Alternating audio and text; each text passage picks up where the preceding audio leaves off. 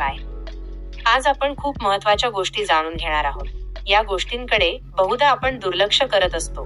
जेव्हा अडचणी छोट्या असतात तेव्हा आपण पाहत नाही, आणि जेव्हा त्याच अडचणी मोठ्या होतात तेव्हा मात्र आपण वेळ, पैसा आणि आपली घरातली शांती देखील पणावर लावत असतो.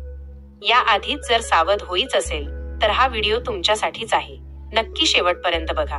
तुमच्या अडचणी देखील अशाच आहेत का? जर असतील तर व्हिडिओला लाईक करा, चॅनलला सबस्क्राईब करा. तर मित्र आणि मैत्रिणींनो, घर आहे, सगळं आहे, पण तरीही समाधान नाही.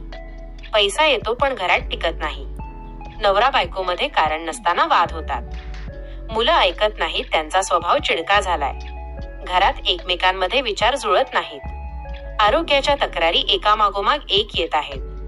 कामाच्या ठिकाणी वरिष्ठ त्रास देतात, मानसिक दबाव वाढतो. खूप कष्ट करूनही प्रगती थांबलेली वाटते. असं सगळं एकत्र होत असेल तर कधी कधी याचं कारण नशीब नसून घरातील वास्तुदोष असतो. वास्तुदोष म्हणजे काय? वास्तुदोष म्हणजे भिंती तोडणं, घर बदलणं किंवा मोठा खर्च नाही. घरातल्या दिशा, वस्तूंची मांडणी आणि ऊर्जेचा असमतोल यामुळे आयुष्यात अडचणी वाढतात.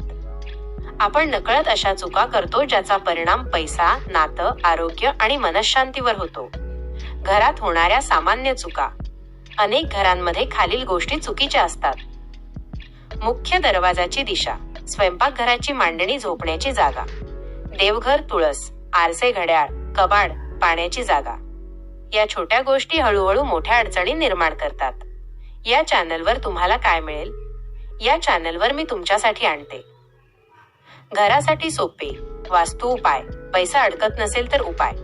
नवरा बायको नात्यातला तणाव कमी करण्यासाठी वास्तू.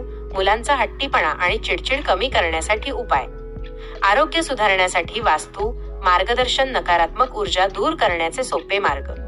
हे सगळे उपाय कोणतीही तोडफोड न करता घरात सहज करता येणारे आहेत. वास्तू म्हणजे अंधश्रद्धा नाही.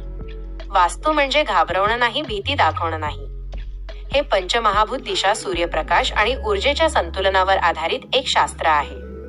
योग्य वास्तू असेल तर मन शांत राहतं, विचार स्पष्ट होतात आणि निर्णय चांगले होतात. मी इथे कोणालाही फसवण्यासाठी नाही, मोठमोठे शब्द वापरून गोंधळ घालण्यासाठी नाही. माझा उद्देश एकच आहे, तुमच्या घरात सुख यावं, शांती यावी आणि आयुष्य थोडं तरी सोपं व्हावं. जर तुमच्या आयुष्यातही अशा अडचणी चालू असतील तर हा चॅनल आजच सबस्क्राईब करा, व्हिडिओ लाईक करा, शेअर करा आणि कॉमेंटमध्ये तुमची अडचण नक्की सांगा. पुढच्या व्हिडिओमध्ये आपण पाहणार आहोत घरात पैसा अडकल्याची 7 लक्षणे आणि उपाय.